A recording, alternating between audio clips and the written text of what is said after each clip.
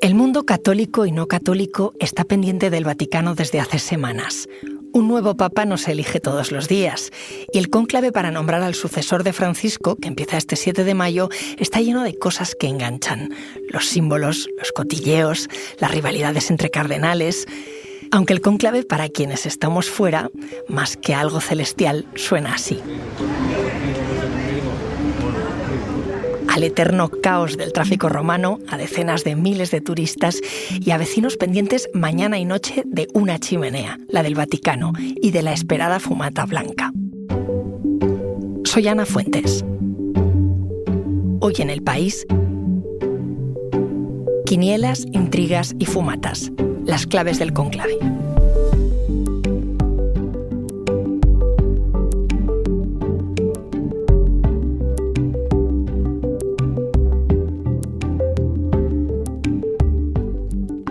Hola Íñigo. Hola Ana, ¿cómo estás? Íñigo Domínguez es el corresponsal del País en Roma. Está todo preparado ya, ¿no? ¿Cuánto se tardaba antes de la muerte del Papa en cruzar Roma y cuánto se tarda estos días? Bueno, se tarda parecido porque el caos de Roma siempre está ahí. A veces, bueno, puede ser más o menos, pero bueno, con la muerte del Papa obviamente hubo días peores. Y bueno, el día del funeral fue muy caótico porque cortaron todo el centro, porque bueno, ya sabes que fue un funeral muy inédito en los últimos años porque no se enterró el Papa en el Vaticano, sino en una iglesia en el centro de Roma, Santa María Maggiore, y tuvo que atravesar toda la ciudad, ¿no? El séquito del funeral, con lo cual hubo que cortar todo el centro y sí, ese día fue un poco difícil. Pero bueno, el caos de Roma siempre está ahí y este año además hay jubileo, que ya estaba previsto que vinieran hasta 30 millones de personas, ¿no? El jubileo es este año especial en la iglesia, que es cada 25 años, salvo que sea extraordinario, que puede ser en cualquier año. Los fieles, los creyentes, peregrinan a Roma y bueno, pues tienen una indulgencia, etcétera, ¿no? Y justo este año, como es cada 25 años, este año caía y ya se preveía un montón de gente. Luego, si le sumas los turistas, pues imagínate. Y quien haya venido por la muerte del Papa expresamente, pues eso sí, mucha gente. ¿Y cómo se han juntado tantos acontecimientos? ¿La seguridad notas que es mucho mayor o no? Sí, bueno, hay una seguridad que se ve porque ves, por ejemplo, en torno a San Pedro hay muchísima policía, carabinieri, la gendarmería vaticana y luego la Guardia Suiza, siempre elemento exótico y por sus vestimentas de colores, y ves mucha presencia y algunos de ellos con estas metralletas impresionantes y algunas muy raras que parecen como de la Guerra de las Galaxias, pero que me han explicado que son para drones. Sí, hay mucha seguridad. Luego la que no se ve, obviamente, ¿no? En el espacio aéreo y también de comunicaciones, ¿no? Porque, bueno, el cónclave, que empieza este miércoles, pues eso, es algo muy secreto. Se supone que no pueden los cardenales pues meter móviles, ni ver la tele, ni radios, ni transistores, ahora que están tan de moda otra vez. No pueden comunicarse con el exterior ni tener noticias de fuera.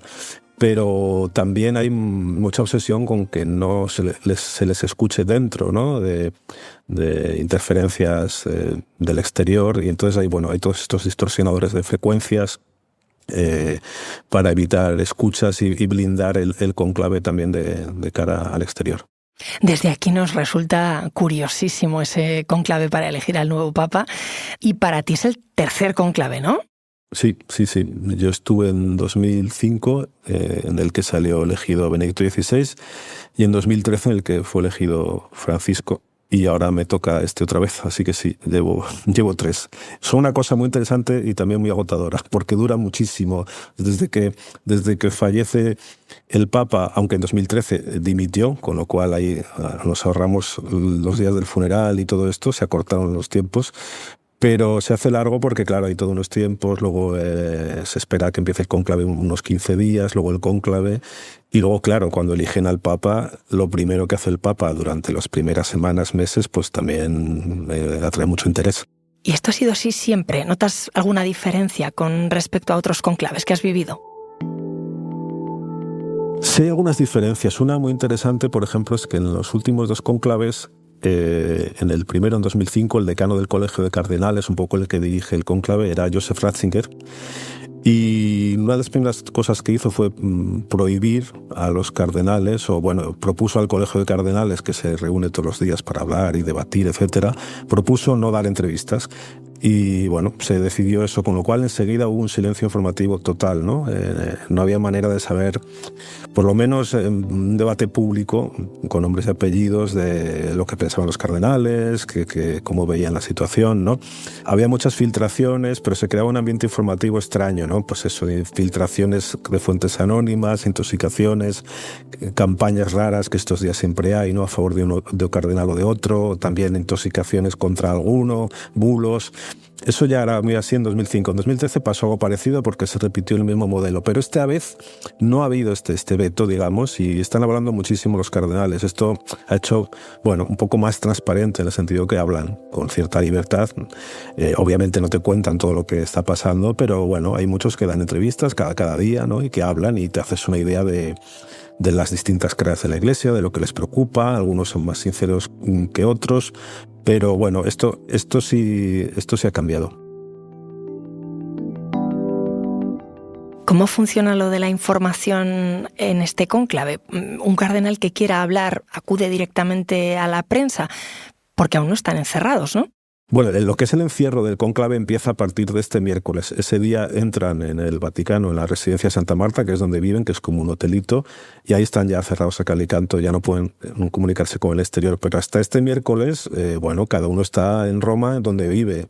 Generalmente, pues en la residencia de los cardenales de su país, hay un colegio español, un colegio francés, o en algunas residencias de religiosos, o sea, viven en Roma, se mueven por ahí, tienen las reuniones de la mañana, a veces de la tarde, y luego pues se los puedes encontrar por la calle. Y luego, como siempre en periodismo, si tienes el teléfono, que es lo más preciado estos días, el teléfono de un cardenal, pues le puedes pedir la entrevista y luego ver si te la da, ¿no? Y bueno, pues ahí está toda esta guerra de buscar algún cardenal que hable. También lo más de toda la vida, que es asaltarles por la calle, porque claro, como se reúnen todos los días a las 9 de la mañana en las llamadas congregaciones generales, estas asambleas donde piden la palabra, intervienen, se escuchan, debaten de los temas de la Iglesia, de por dónde creen que debería ir la Iglesia a partir de ahora. Bueno, pues están ahí de 9 a 12:30 más o menos, ¿no? Y a partir de esa hora, pues uno se coloca en la salida del Vaticano de donde están y salen por ahí y, bueno, les puedes interceptar y eminencia, que es como hay que dirigirse, ¿no? Eminencia, cómo ha ido, no sé qué. Bueno, entonces algunos se paran a hablar, otros salen corriendo, otros salen en coche directamente para no encontrarse con la prensa. Pero, bueno, siempre puedes tener ocasión de hablar con uno, de sacarle alguna declaración, ¿no? Luego, al margen de eso, si llamas a uno y te da la entrevista, pues se la haces en su casa o donde sea.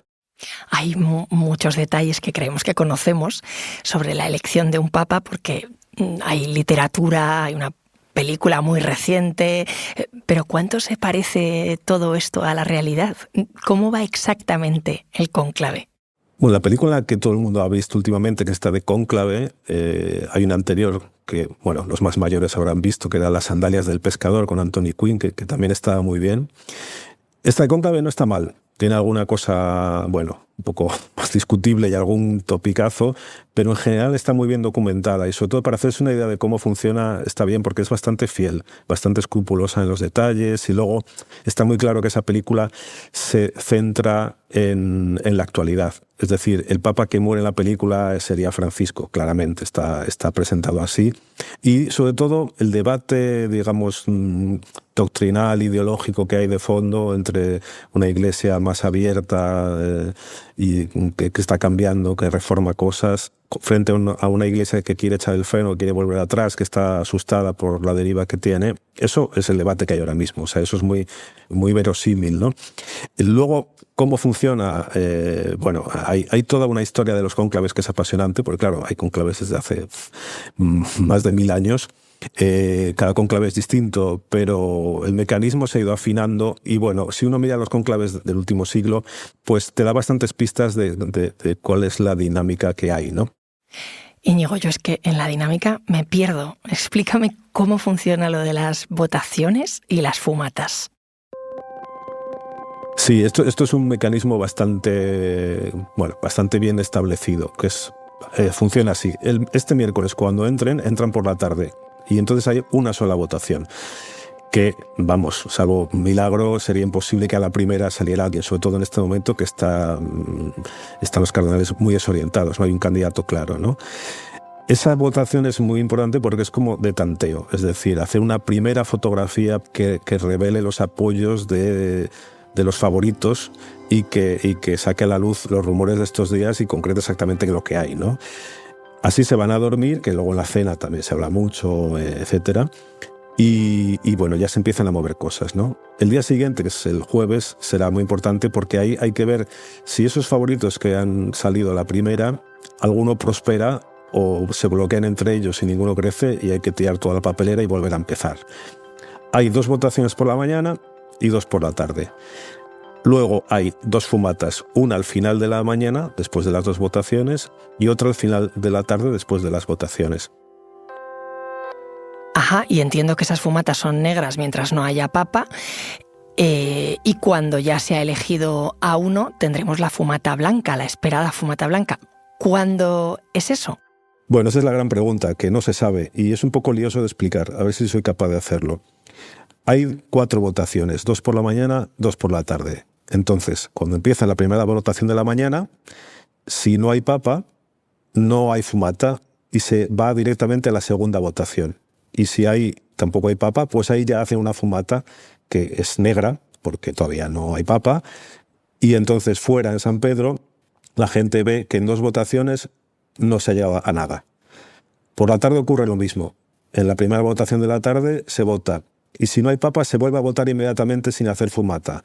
Al final de las 2 votaciones de la tarde sale la fumata, que es negra si no hay, y blanca si hay. Es decir, la fumata blanca puede salir en cualquier momento, después de la primera, después de la segunda, después de la tercera, después de la cuarta. O sea que estáis todo el rato mirando una chimenea. Sí, es así. Es una chimenea además muy pequeñita que a lo mejor en la tele parece grande, pero desde San Pedro se ve, vamos, a duras penas. Y luego además hay este problema de que muchas veces empieza a salir el humo y no está claro el color. De hecho, recuerdo en 2005 hubo un momento de confusión porque no estaba muy claro el color y hasta que alguien hizo algo y empezó a salir ya un negro, vamos, más negro que el alquitrán. Porque esto se ha perfeccionado con el tiempo. Antiguamente el humo era el de las papeletas de la votación que se quemaban, ¿no? Porque se destruyen y entonces ese humo pues salía por la chimenea, ese se sabía que se había terminado y ya está. Pero el color se conseguía, bueno, pues con algún truco que usaban, pero que no era muy efectivo porque a veces había confusión. Ahora hay una chimenea exclusivamente para el color de la fumata, es decir, las papeletas se queman en una, pero el color de la fumata se hace con otra, donde meten componentes químicos para que sea clarísimo si es blanco o es negro. Entonces, durante todas esas deliberaciones, ¿hacen una asamblea? ¿Hablan dentro de la Capilla Sixtina? No, en la Capilla Sixtina no se debate, ni se discute, ni uno levanta la mano, interviene, todo transcurre en silencio prácticamente, porque a la Capilla Sixtina se entra solo a votar. Y la votación es larga porque, bueno, en este caso hay 133 cardenales, que es que nunca ha habido tantos, y cada uno se levanta de su silla, va caminando hasta la urna, que está a un extremo, mete la papeleta, vuelve a su sitio, se llama al siguiente, van uno a uno. Con lo cual eso lleva su tiempo y luego el recuento.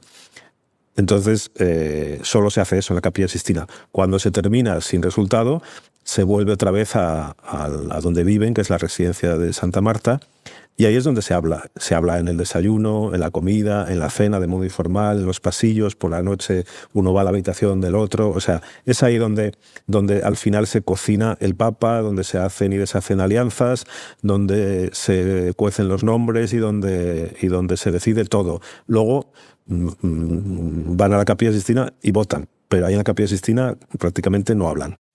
Oye, cuéntame cómo están las quinielas. ¿Hay algún español?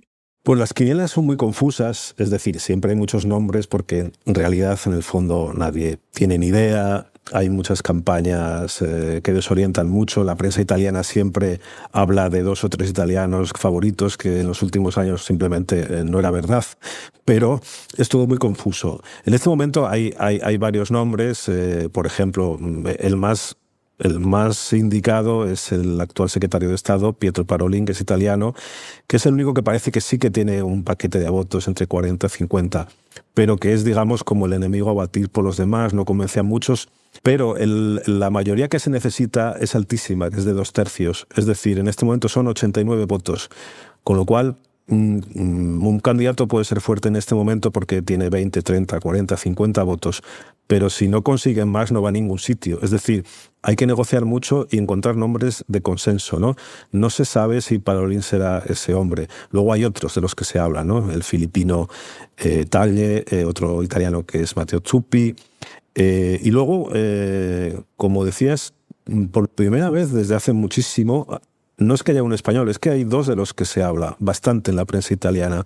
Uno es bastante desconocido en España porque es que no tiene su ministerio en España. Es el arzobispo de Rabat, que se llama Cristóbal López, que es un señor muy majo de Almería, el que entrevisté el otro día, y que ha vivido en Paraguay, en América, en Marruecos. Y bueno, es alguien con un perfil muy parecido al de Francisco, que aquí pues está llamando la atención. Y el otro que está en la lista español es Ángel Fernández Artime, que es el rector de los Salesianos, es asturiano. Y también aquí es alguien que, bueno, pues que cae bien, que es una persona pues amable, moderada y bueno, está en las quinielas, pero como hay muchos, es decir, no estoy diciendo aquí que vaya a haber un papa español, es que hay como 20, 30 nombres que circulan a diario, ¿no? Y cada día a veces sale uno nuevo que no hayas visto. Entonces, en realidad, es todo muy incierto y sobre todo que puede haber alguien que está fuera del radar y que sea la auténtica sorpresa. Y en un conclave como este, tan confuso y que quizá, no sabemos, pero a lo mejor se alarga más de lo que han sido los anteriores, porque los anteriores en 2005-2013 duraron apenas 24 horas, este quizá parece que puede ser un poco más largo. Y entonces hay espacio a las sorpresas y a los nombres que no estaban en primera línea, ¿no? Porque los candidatos fuertes se bloquean y entonces se pasa a buscar entre los que están más escondidos. Ahora me sigues contando, Íñigo. Volvemos enseguida.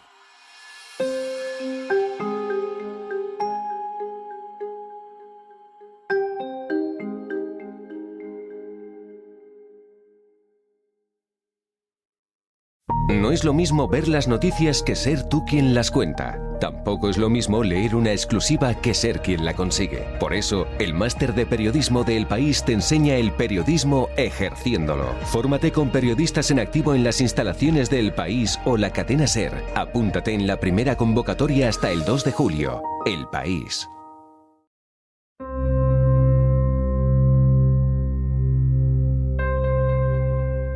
Estoy charlando con mi compañero Íñigo Domínguez sobre el cónclave para elegir al nuevo Papa de la Iglesia Católica. Oye, te hemos leído en El País que aparte de los favoritos en las quinielas, hay otros cardenales que son algo así como líderes de opinión, ¿no? Que arrastran votos. ¿Quiénes son? Sí, esto es algo que confunde mucho las quinielas, porque es verdad que hay algunos cardenales con peso y que a lo mejor tienen algún voto, pero que no se considera que puedan llegar a ser papas porque no van a conseguir más votos, pero son influyentes por su prestigio, por su autoridad, porque son más mayores o porque conocen muy bien la curia o porque conocen a muchos cardenales por su trabajo, a lo mejor porque tienen un cargo en el Vaticano que les pone en contacto con cardenales de todo el mundo, ¿no? Entonces, estos son un poco lo que llaman aquí los kingmakers, ¿no? Los que hacen los reyes, que aunque ellos no vayan a ser elegidos, son los que negocian y los que mueven grupos de votos en una dirección o en otra, ¿no? Entonces, bueno, por ejemplo, en el bando más conservador está el cardenal Müller, alemán, que es alguien muy respetado, que ha criticado mucho a Francisco y es un poco entre los más influyentes en ese sector que quiere un poco poner freno a las reformas, a las aperturas que ha habido durante este mandato, porque consideran que ha habido excesos, errores, debilidad doctrinal, se ha perdido institucionalidad y esto es un daño para la Iglesia, ¿no? Entonces, en torno a Müller están, por ejemplo, el cardenal de Nueva York, Dolan, y hay otros, ¿no? En el bando, digamos, más reformista, afín a Francisco, pasa lo mismo. Son personalidades respetadas, pero que además, al ser tan identificadas con una corriente, una postura, pues pierden posibilidades porque para los demás es invotable, digamos, ¿no? O sea, jamás le votarían, con lo cual ellos no, pero pueden influir a la hora de dirigir votos hacia otros, ¿no? En este caso, bueno, pues en el sector progresista hay muchos, que es una cosa curiosa de este cónclave.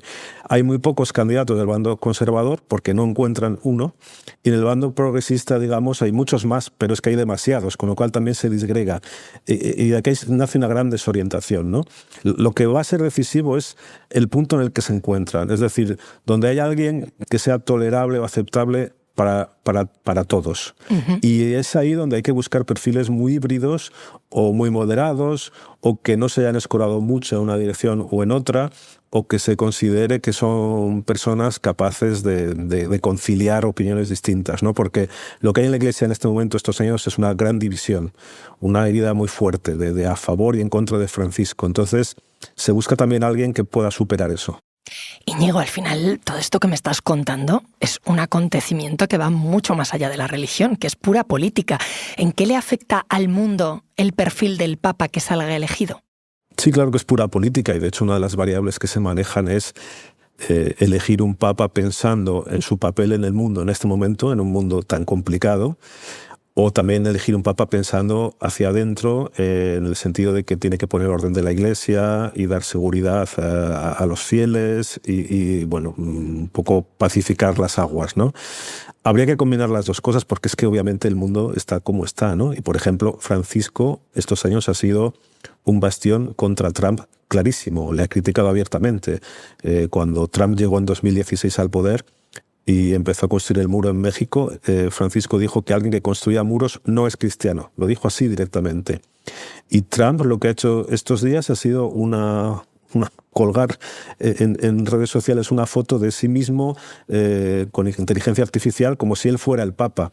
Es decir, aquí hay un choque cultural ideológico muy fuerte, que es que la derecha más ultraconservadora y el catolicismo más ultraconservador de Estados Unidos, que es muy potente, que da mucho dinero a la Iglesia, ha considerado estos años que Francisco no es un buen papa, es más, que es casi un hereje, y intenta llevarse la bandera de los valores cristianos, es decir, que esos movimientos populistas de extrema derecha que estamos viendo tanto en Estados Unidos como en Europa son los verdaderos defensores de los valores cristianos, y no un papa como este, que para ellos puede ser un comunista o alguien que es peligroso, que está mal de la cabeza, ¿no? Porque ha habido auténticos insultos contra este papa, ¿no? Entonces, esa batalla es fundamental, es decir, un papa que haga de contrapeso a eso, que sea del sur del mundo, que señale el drama de la inmigración, de las injusticias sociales, de la pobreza, de un modelo capitalista que tiene muchas carencias y olvida a los más débiles, que es lo que ha hecho Francisco, ¿no? Ahí hay una guerra ideológica clarísima, ¿no? Y por eso también hay una guerra dentro de la Iglesia, si es alguien que tiene que seguir por ahí o tiene que moderarse un poco. Veremos qué pasa. Íñigo, ánimo y gracias. Gracias a ti, Ana.